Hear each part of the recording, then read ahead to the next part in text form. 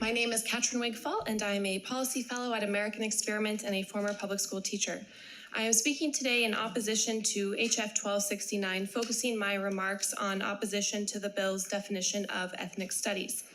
My opposition is rooted in the plain language of ethnic studies in this bill, which politicizes the opportunity to emphasize ethnic and cultural understanding.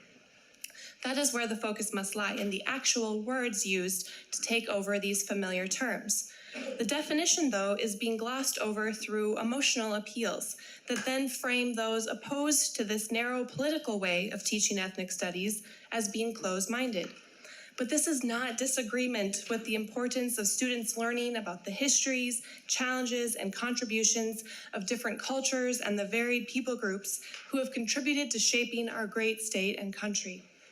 As a former teacher who had a classroom of diverse students looking to me for knowledge, guidance, and wisdom, I witnessed firsthand the great strength in teaching and celebrating the many cultural backgrounds represented in my classroom. Again, though, that is not what the definition of ethnic studies in HF 1269 is rooted in.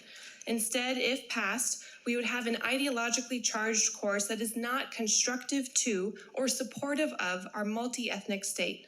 This liberated version that is overtly political in nature doesn't celebrate individual identities and would instead limit how students view themselves and society. That is what the discussion should focus on.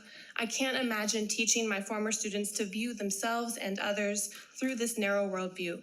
It risks taking us backward, and I ask you to not include this language in the final omnibus bill. Thank you for the opportunity to testify.